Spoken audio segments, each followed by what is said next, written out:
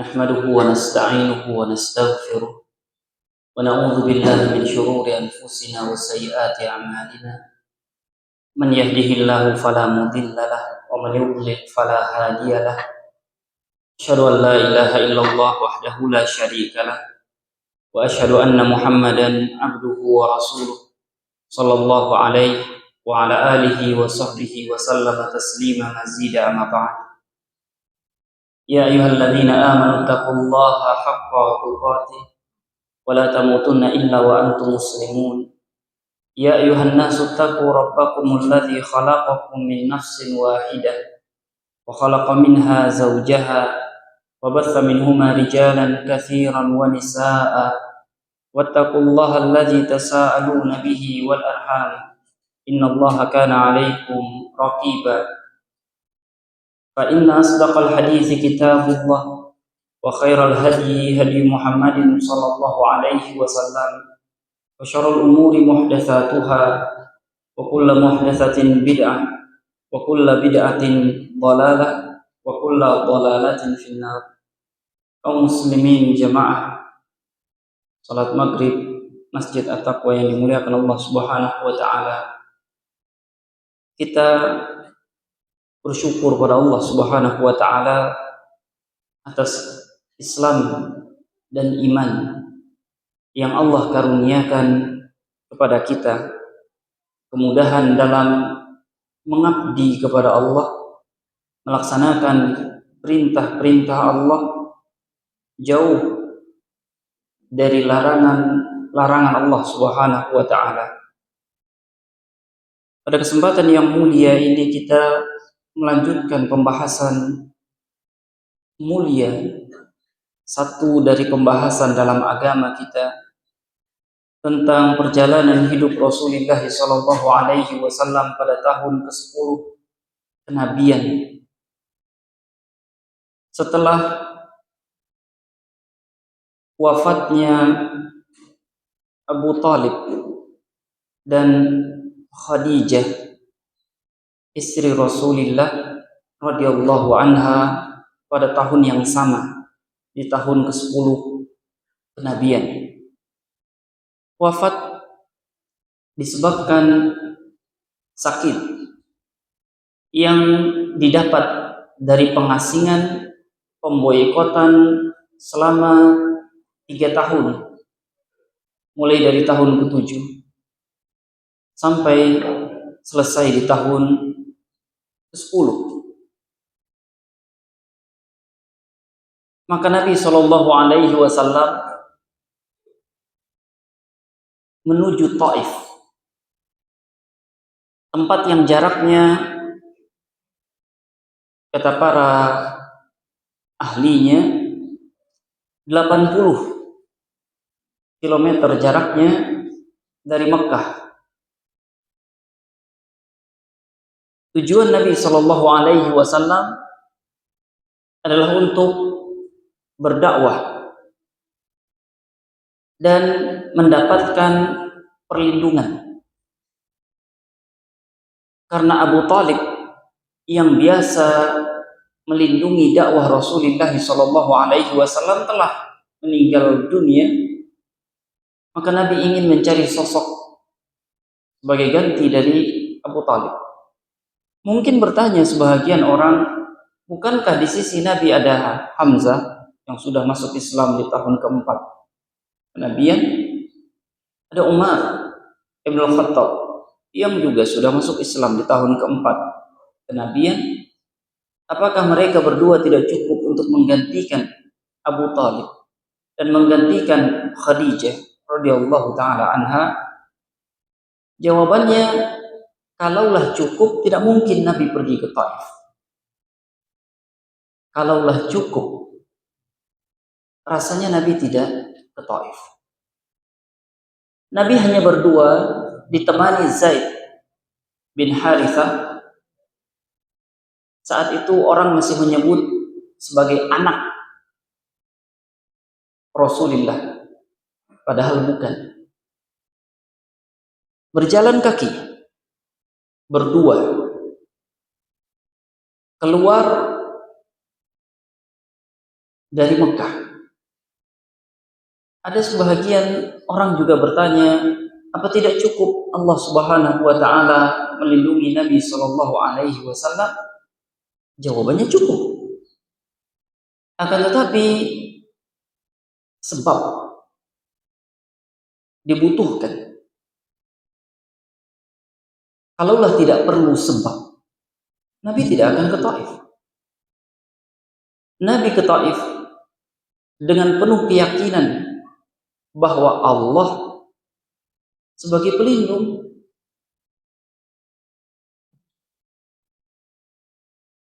Mungkin sama dengan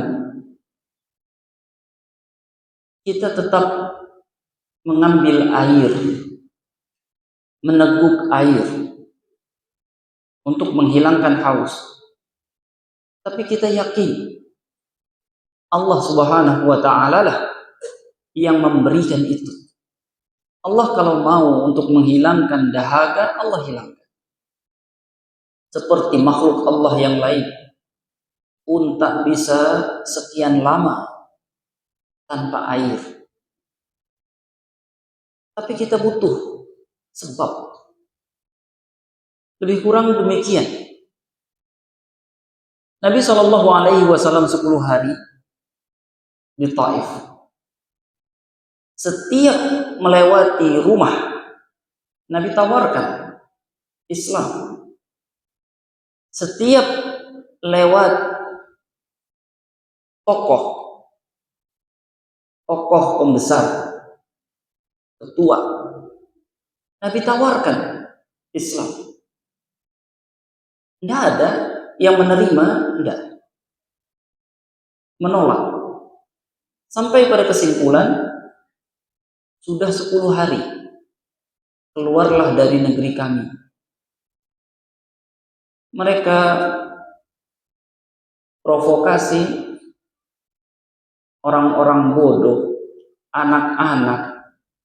Itu ada orang sudah 10 hari di daerah kita, tidak mau pergi, timpuki. Diusir Nabi yang mulia alaihi salatu wassalam, ditimpuki, dan Zaid yang melindungi Nabi dengan badannya, dengan tangannya, dengan kepalanya. Maka Zaid bin Harithah banyak mendapatkan luka-luka. Melindungi Nabi yang mulia alaihi salatu wassalam. Di antara kunjungan Nabi sallallahu alaihi wasallam, Nabi menemui putra-putra Amr bin Umair Al-Thaqafi. Pada halaman 219 disebutkan oleh Dr. Zaid. Dia punya 3 anak. Abdi, Mas'ud, Hubayb. Di antara mereka ada yang mengatakan, kalau benar kamu ini Nabi, rasanya saya ingin sobek-sobek kain Ka'bah. Saya tidak percaya kamu Nabi. Di antara mereka ada yang mengatakan, apa Allah tidak menemukan orang lain selain kamu? Apa istimewanya kamu? Yang satu mengatakan, saya tidak bisa bicara. Karena kalau memang kamu Nabi, celaka saya nanti. Kalau saya salah bicara, saya tidak bisa bicara. Nabi katakan pada mereka bertiga, kalau begitu rahasiakan kunjungan saya ini. Nabi minta dirahasiakan kunjungan beliau. Sampai, karena memang tidak ada yang terima, Nabi berdoa. Doa Nabi dikenal. Para ulama menyebut dan menuliskannya dalam buku doa. Sebagai doa yang bisa dibaca ketika orang merasakan sedih yang dalam. Allahumma ilaika ashku dha'fa quwwati. Ya Allah, padamu aku mengadukan kelemahan yang aku punya. Wa qillata hilati, strategi yang minim. Strategi saya minim ya Allah. Wa hawani 'alan nas, saya dipandang rendah oleh manusia. Ya Arhamar Rahimin, ya Allah Maha Penyayang, Maha Pengasih. Anta Rabbu al-mustad'afin, Engkau ya Allah Rabb orang-orang lemah. Wa anta Rabbi ila man takiluni, Engkau adalah Rabbku ya Allah, pada siapa saya akan diserahkan. Ila ba'idin yatajahhamuni, apa saya akan diserahkan ke orang jauh yang tidak menghargai saya? Am ila aduwin malaktahu amri in lam yakun, atau kepada orang dekat yang menjadi musuh. In lam yakun bika ghadabun alayya fala ubali, asalkan Allah tidak marah pada saya, semua ini saya tidak pedulikan. Walakinna afiyataka hiya awsa'u li, tapi afiyah aku harapkan darimu. Afiyah, kata para ulama, kita bebas dari sakit, afiyah. Kita bebas dari luka, afiyah. Kita bebas dari ketakutan, afiyah. Segala macam yang akan mengganggu, tidak nyaman, segala-galanya, kalau kita bisa lepas dari itu namanya afiyah. Dia lebih luas dari sehat. Sehat lepas dari penyakit. Afiyah dari segala-gala hal yang tidak diinginkan manusia. A'udzu bi nuri wajhika alladzi asyraqat lahu adh-dhulumat, aku berlindung dengan wajah, dengan cahaya wajahmu ya Allah, yang menerangi kegelapan. Wa saluha alaihi amrud dunya wal akhirah, dengan cahaya wajahmu baik urusan dunia, urusan akhirat. Min an tanzila bi ghadabuka, aku berlindung agar engkau tidak marah kepadaku. Au tahulla alayya sakhatuka, atau murkamu akan menghampiriku. Laka utba hatta tarda, hanya padamu aku mengadu, mengeluh sampai engkau ridha. La haula wala quwata illa bik, tidak ada daya upaya kecuali denganmu ya Allah.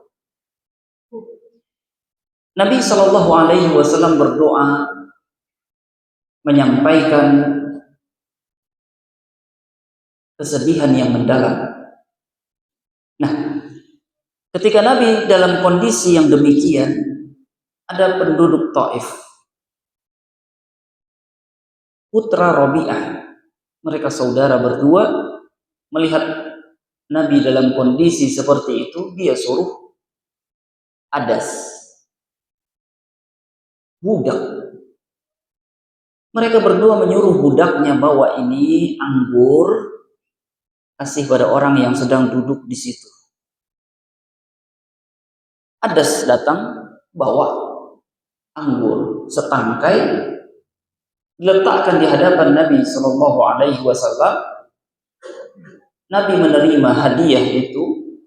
Adas menyampaikan, ini dari tuan saya, putra Rabi'ah. Mereka berdua pemilik kebun yang kamu singgah di tepi kebun ini. Nabi ambil anggur, bismillah, Nabi makan. Ada dengar, ada ucapan yang baru saya dengar. Orang di sini tidak biasa mengucapkan itu kata-kata.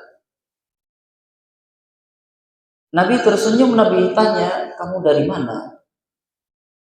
Siapa kamu? Dia bilang, Adas, dari Nainawa. Kata Nabi SAW, Nainawa negeri orang soleh, Yunus bin Matta.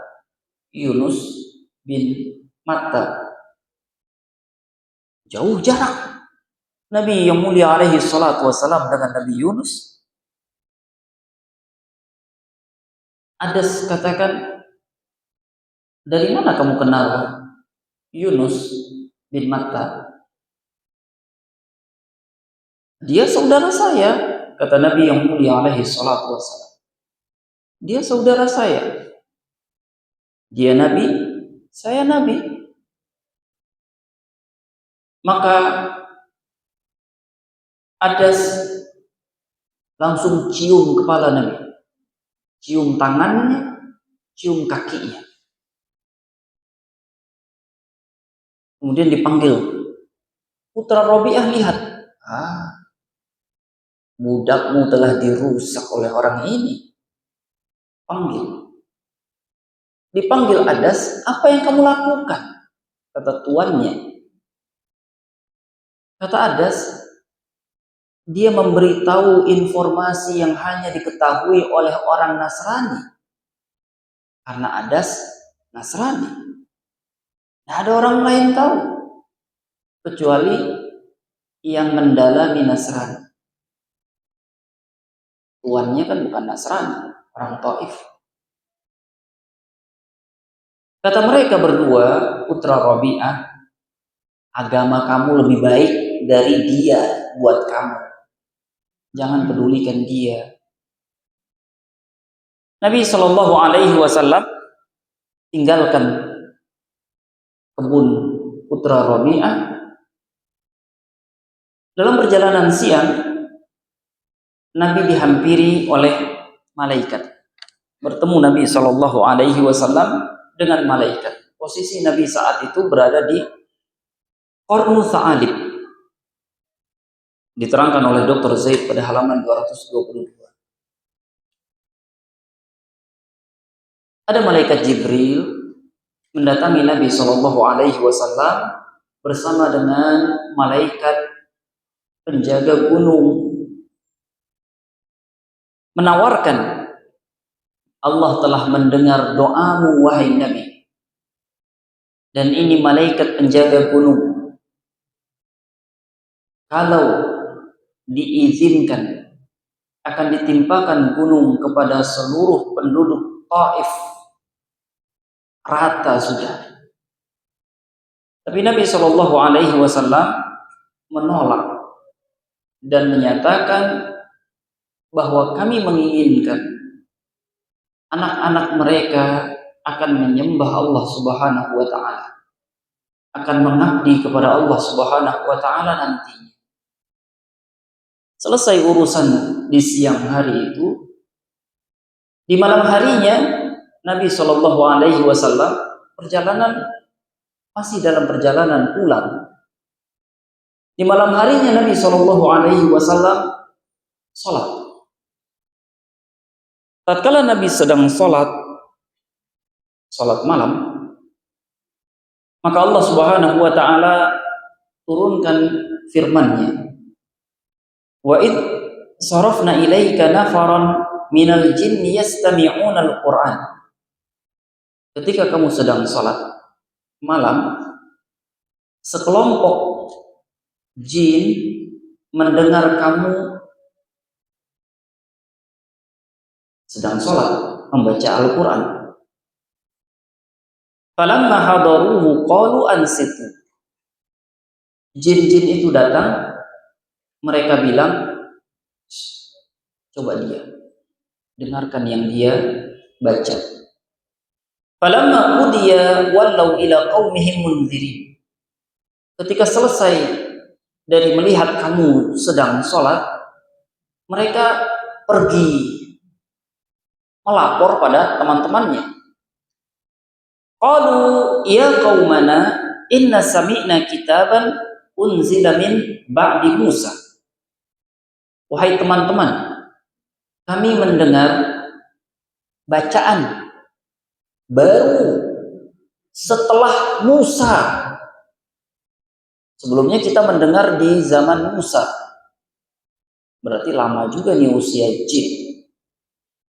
Sekarang kita dengar lagi bacaan sepeninggal Musa. Musaddiqan lima baina yadayhi. Bacaan ini mengatakan betul Musa adalah nabi Allah. Yahdi ilal haq wa ila tariqin mustaqim. Kalimat-kalimatnya benar dan kalimat-kalimatnya menunjuki orang ke jalan yang lurus. Ya qaumana ajibu da'i Allah wa aminu bihi. Wahai teman-teman, penuhi panggilan Allah, imani panggilan Allah. Yaghfir lakum min dzunubikum. Allah akan ampuni kesalahan kalian. Menunjukkan jin manusia banyak salah. Walaupun jin itu melihat Nabi Musa, melihat Nabi Muhammad, salah. Wa yujirkum min adzabin alim. Allah bisa mengampuni kalian dari azab. Wa man la yujib da'i Allah falaysa bimu'jizin fil ardi. Siapa yang tidak penuhi panggilan Allah, tidak ada yang bisa tolong dia di dunia ini. Walaysa lahu min dunihi awliya. Ulaika fi dhalalin mubin. Maka dia akan menjadi orang sesat bagi orang yang tidak penuhi panggilan Allah. Allah turunkan firman ini mengkabarkan kepada Nabi, wahai Nabi, ketika kamu sholat membaca Al-Quran, ini yang terjadi.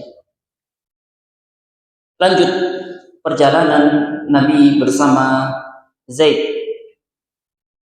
Tatkala mendekati gerbang Mekah, Zaid bertanya, ya Rasulullah, siapa yang akan bawa kita masuk? Artinya gampang keluar, belum tentu bisa masuk. Ada ancaman Nabi masuk sendirian, terancam. Maka Nabi minta tolong pada Akhnas bin Syuraik. Sebelum masuk Mekah, Nabi cari pertolongan, siapa yang bisa bawa kita berdua masuk ke Mekah aman. Akhnas bin Syuraik minta tolong, bawa saya masuk ke Mekah. Enggak mau. Akhnas bin Syuraik, tokoh seperti tokohnya Abu Jahal, Abu Sufyan. Akhnas bin Syuraik enggak mau.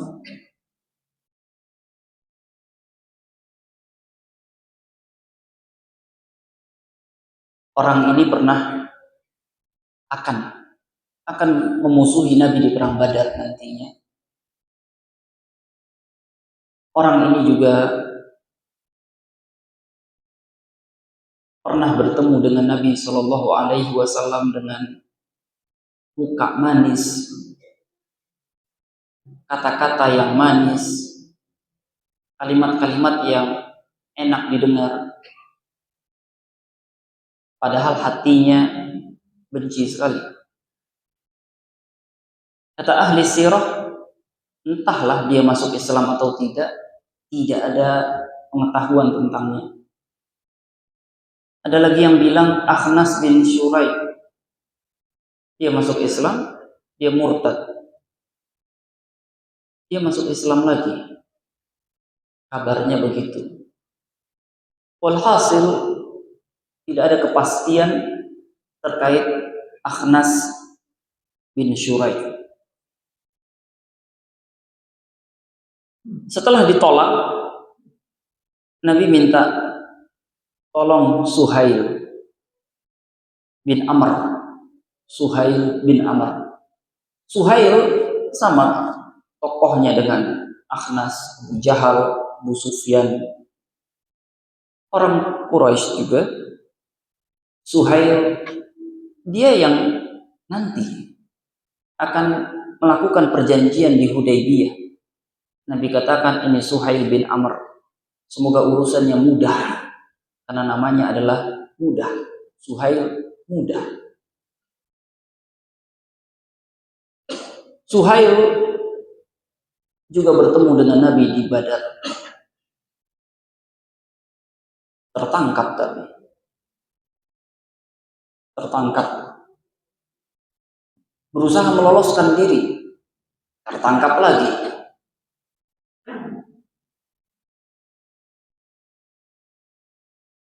Tatkala jadi tawanan, dibawa, dia melihat anak-anaknya yang sudah lebih dulu masuk Islam. Tapi anak-anaknya tidak bisa bantu apa-apa. Karena bapaknya sangat kejam dalam penyiksaan terhadap kaum muslimin di Mekah. Tatkala perjanjian Hudaybiyah, disepakati perjanjian, salah satu anak Suhail lari dari sekapan di rumah. Anaknya disekap, lari dari sekapan di rumah, menghampiri Rasulullah Shallallahu Alaihi Wasallam. Namanya Abu Jandal. Kata Suhail, kita sudah sepakat, siapapun dari Mekah lari ke Madinah harus dikembalikan, suka atau tidak suka. Yang pertama kali saya minta anak saya ini, Abu Jandal. Abu Jandal lihat kepada Nabi. Nabi tidak bisa tolong. Nabi kasihan, dia baru lari dari sekapan, harus dikembalikan lagi. Melihat mata Nabi Shallallahu Alaihi Wasallam tidak akan bisa menolong, Abu Jandal lari dari acara perjanjian itu, tinggal di tepi laut, mencegat setiap orang-orang yang lewat dari orang-orang Mekah. Intinya Suhail bin Amr tidak bisa tolong. Masuk Islam, nanti masuk Islam. Masuk Islam ketika Fathu Mekah. Anak-anaknya sudah lebih dulu masuk Islam. Pun Akhnas bin Syuraik, anaknya masuk Islam. Mut'im bin Adi. Akhirnya Nabi cari Mut'im bin Adi. Dia mau tolong. Nabi selalu ingat kebaikan ini orang. Nabi katakan di Badar, kalau Mut'im bin Adi masih hidup dan dia minta lepaskan, saya lepaskan semua tawanan Badar, 70 orang. Tidak perlu tebusan. Karena kebaikan dia memberi keamanan Nabi untuk bisa masuk kembali ke Mekah dari Taif.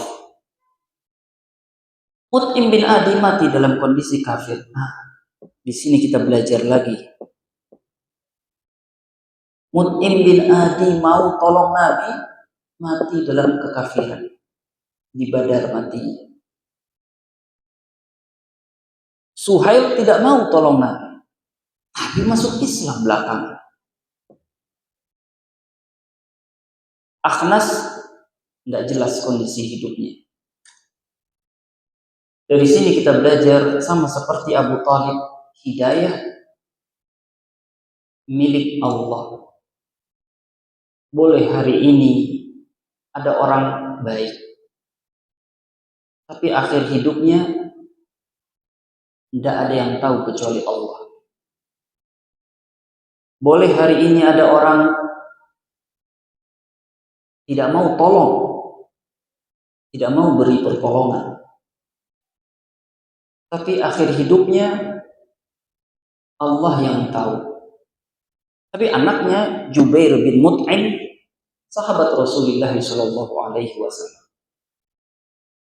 selesai dengan bantuan Mut'im bin Adi, Nabi bisa masuk ke Mekah setelah perjalanan ke Taif.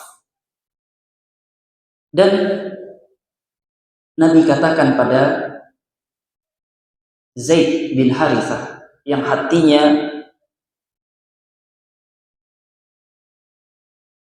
galau, sedih, penuh luka badannya. Nabi katakan, Zaid, sesungguhnya Allah akan memberikan jalan keluar dari kesulitan yang kamu alami ini. Dan Allah akan menolong agamanya dan memenangkan nabinya. Allah pasti beri jalan keluar dari kesulitan yang kamu alami. Dari sini kita tahu bahwa Nabi ke Taif iya, tapi Nabi punya keyakinan bahwa Allah akan beri bantuan atas kesulitan ini. Tapi bukan diam-diam saja. Nabi berusaha. Tapi dengan keyakinan Allah akan beri jalan keluar dari kesulitan ini. Seorang Nabi begitu. Adapun yang lain mungkin dia berusaha tapi bingung. Ketika usahanya pada buntu semua, apa Allah bisa tolong saya? Nabi tidak. Allah pasti. Tunggu saja. Nah, apa pelajaran dari dakwah Nabi ke Taif? Yang pertama, Nabi selalu memulai dari tokohnya. Karena kalau tokohnya mau masuk Islam, maka tokohnya yang akan mengajak semua anggota keluarganya masuk Islam. Tokoh saat itu kan anggota keluarganya banyak, kepala suku dan suku-suku semuanya akan mengikuti kepalanya. Maka Nabi memulai dakwah dari tokohnya. Ini diantara metode dakwah Rasulullah SAW.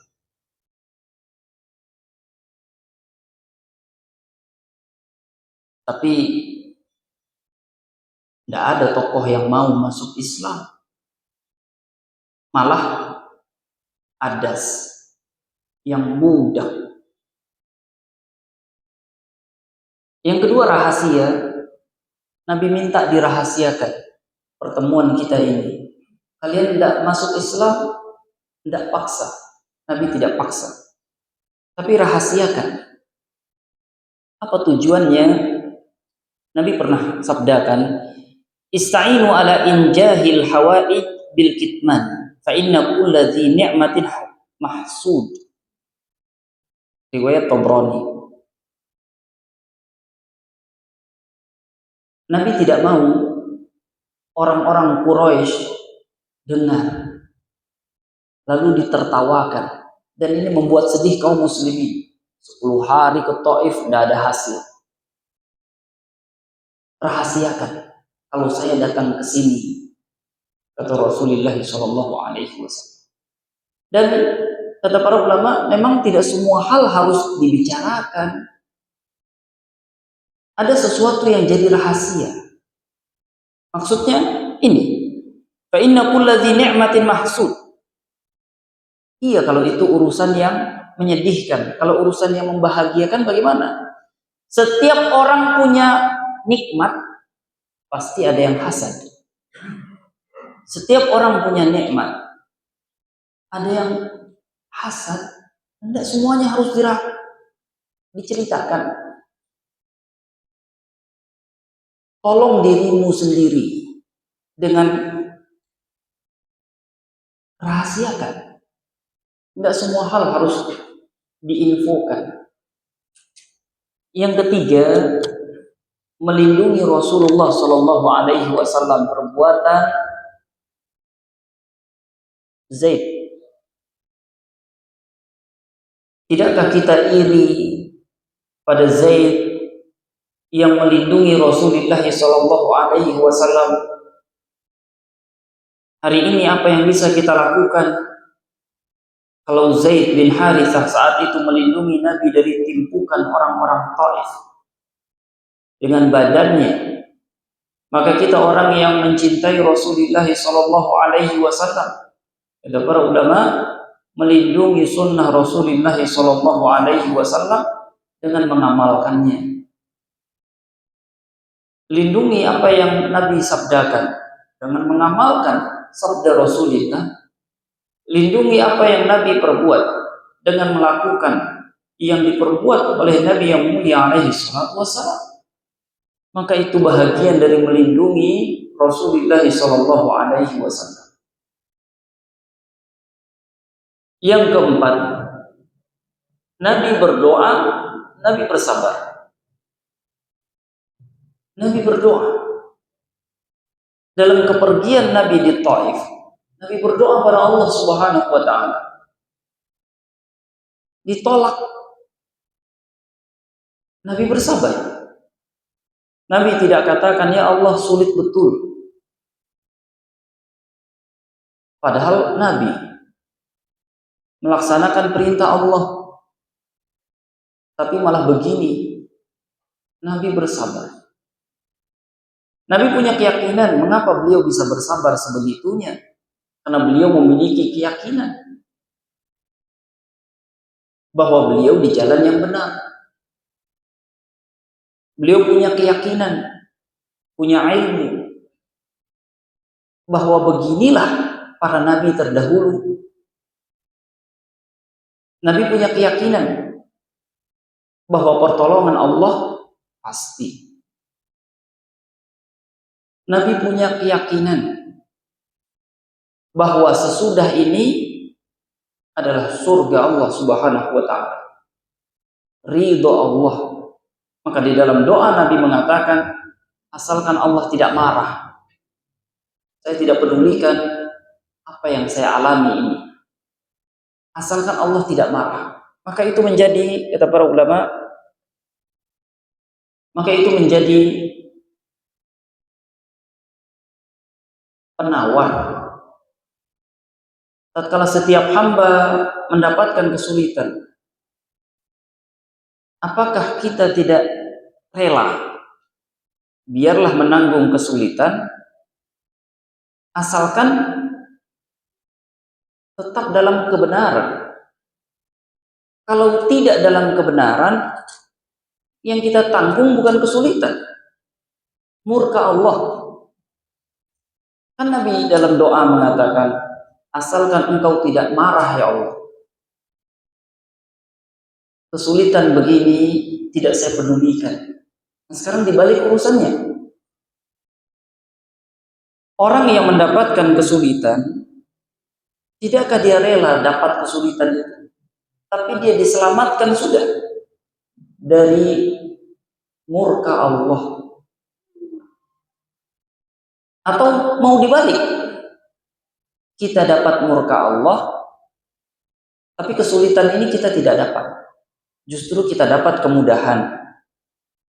Mudah hidup di dunia, mudah. Tapi murka Allah, itu kan kondisi raja-raja Nasrani, orang-orang kafir yang mendapatkan kemudahan. Ini itu bisa dapat mudah, tapi murka Allah. Ini diantara cara para ulama di dalam mengingatkan kepada kaum muslimin untuk meringankan yang dihadapi. Yang kelima, boleh menerima hadiah. Nabi menerima hadiah dari putra Rabi'ah berdua itu. Anggur. Boleh menerima hadiah. Maka Nabi baca bismillah, Nabi makan. Walaupun yang memberi hadiah orang kafir. Selama tidak minta syarat macam-macam, orang kafir itu. Selama memang kita tidak melakukan perbuatan haram, tidak masalah menerima hadiah dari orang kafir, kata para ulama. Karena Nabi Shallallahu Alaihi Wasallam juga menerimanya dan tidak ada kompensasi apa-apa. Yang keenam, bersama adas. Bersama adas, Nabi tidak menganggap remeh. Ini budak. Enggak, Nabi tidak katakan kamu budak. Nabi tetap berdakwah. Walaupun yang didakwahi adas. Kata para ulama, adas masuk Islam, beriman pada Rasulullah Shallallahu Alaihi Wasallam, dan begini kata para ulama, kata Dr. Zaid juga, orang-orang Taif melihat Nabi tidak ada iman sama sekali, tidak ada iman.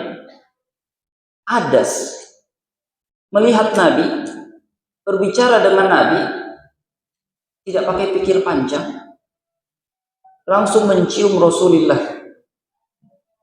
mengakui ini Nabi Allah. Dari sini kita ambil pelajaran apa? Ada kalanya yang beriman itu tidak dipandang di dunia. Dia adas, dia budak, tapi hatinya beriman. Orang beriman itu dari kalangan orang-orang yang tersingkirkan dari mata-mata dunia. Tokoh-tokoh yang ditokohkan tidak ada iman. Kelebihan adas. Kemudian kata Dr. Zaid,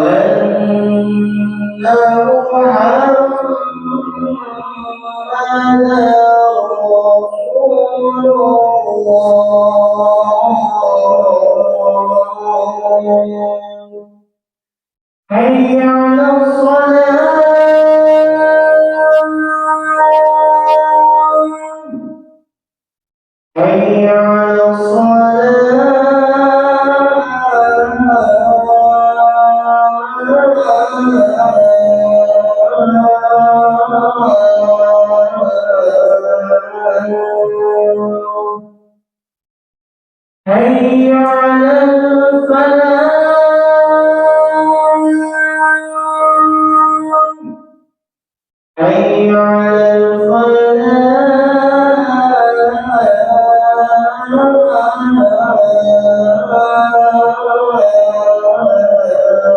Allahu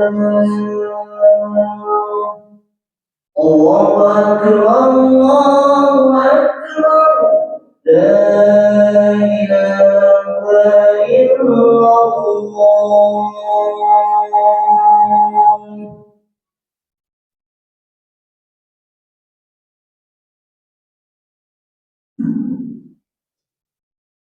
Selanjutnya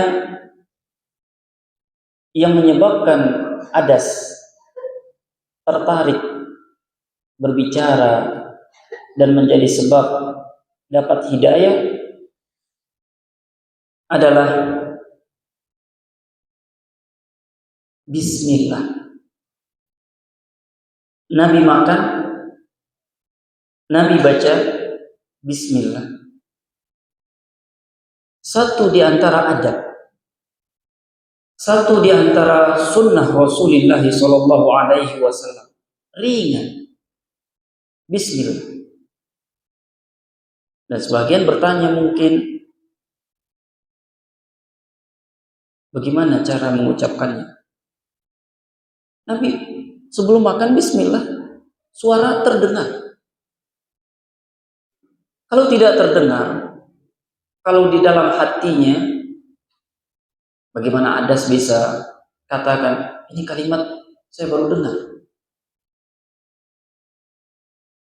Bismillah terdengar, sehingga bisa menjadi hidayah bagi orang lain. Dan orang lain yang mendapat hidayah, maka kita akan mendapatkan kebaikan besar dari Allah Subhanahu wa taala bila menjadi sebab orang lain mendapat hidayah. Bismillah. Kemudian bersama malaikat menunjukkan ini, kata Dr. Zaid, betapa mulianya Nabi Shallallahu Alaihi Wasallam. Malaikat disuruh oleh Allah tanya, maukah Nabi dihukum penduduk Taif dengan melemparkan gunung kepada mereka? Kita tahu azab yang Allah turunkan pada nabi-nabi yang lain, pada umat-umat nabi-nabi yang lain. Azab Allah. Dan Allah tidak minta izin. Tapi Nabi yang mulia alaihi salatu wassalam, Allah menyuruh malaikat untuk tanya pada Rasulullah, apakah beliau berkenan atau tidak. Menunjukkan, ya biarlah orang Taif tidak menghargai Rasulullah sallallahu alaihi wasallam, tapi Nabi yang mulia begitu besar dan dihargai oleh Allah. Bahkan malaikat pun menghargai Rasulullah sallallahu alaihi wasallam.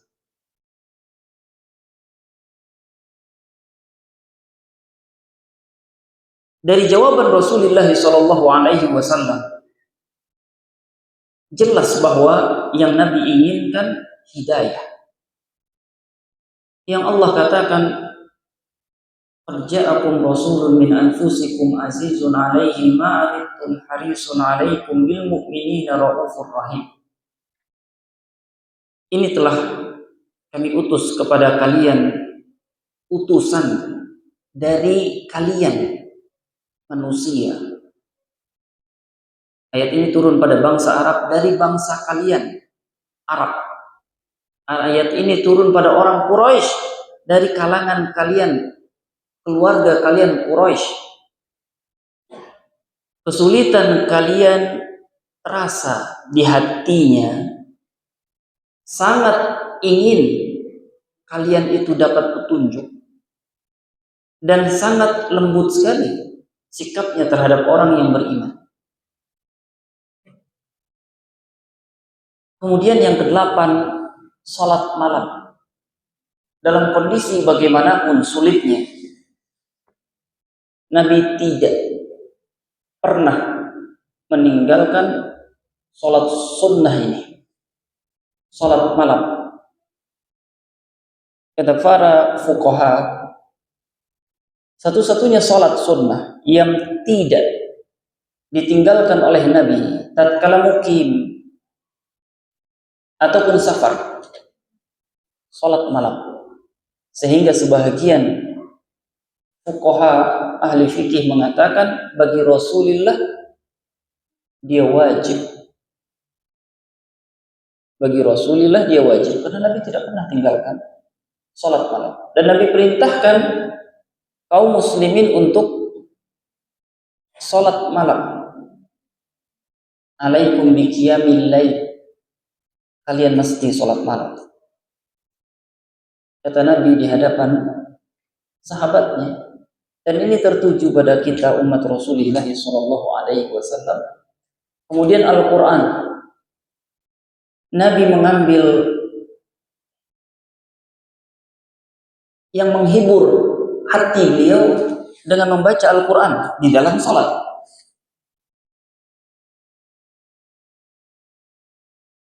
Kalau kita masih hiburan kita nyanyian, musik, lalu kapan kita mau tingkatkan menjadi Al-Quran? Karena Nabi Shallallahu Alaihi Wasallam yang menghibur hati beliau baca Al-Quran di dalam salat. Dan ini firman Allah yang sangat menghibur, berisi gizi. Dan para ulama menemukan kekuatan di dalamnya. Yang ke-10, iman seorang nabi. Keyakinan orang beriman harus seperti Nabi. Tatkala Nabi katakan pada Zaid, wahai Zaid, Allah pasti memberikan pertolongan pada urusanmu ini. Padahal hasilnya ditolak, tidak diterima, ditimpuki lagi. Tapi keyakinan Allah pasti menolong urusanmu ini. Kita orang beriman, haruslah kita punya keyakinan. Kalau Allah beri orang kafir, masa kita orang sholat tidak diberi oleh Allah Subhanahu wa Ta'ala? Yang terakhir, Nabi adalah orang yang selalu mengingat kebaikan orang. Walaupun dia Mut'im bin Adi yang mati dalam kekafiran, Nabi ingat kebaikan orang. Dia orang kafir, dia Mut'im bin Adi, Nabi ingat kebaikannya. Kalau Mut'im bin Adi hidup dan dia minta tawanan ini semua dibebaskan, saya bebaskan tanpa imbalan pengganti. Bukan Nabi tidak, Mut'im bin Adi kan tewas di Badar. Tapi Nabi sudah ingatkan kaum muslimin, kalau bertemu Mut'im bin Adi, jangan ladeni. Karena dia terpaksa itu. Dia tidak berniat untuk berperang melawan kaum muslimin. Dia baik orangnya. Tapi bagaimana takdir Allah Subhanahu wa Ta'ala? Dia harus mati dalam kondisi kafir. Dan orang Ansor yang membunuhnya sudah katakan, Nabi perintahkan kami untuk tidak melawan kamu. Tapi dia tidak mau. Teman saya bagaimana? Teman kamu tidak ada bantuan. Kalau teman saya tidak, saya juga pilih bersama teman saya dalam agamanya. Pilihan dia. Subhanakallahumma wa bihamdika asyhadu an la ilaha illa anta astaghfiruka wa atubu ilaik. Assalamualaikum warahmatullahi wabarakatuh.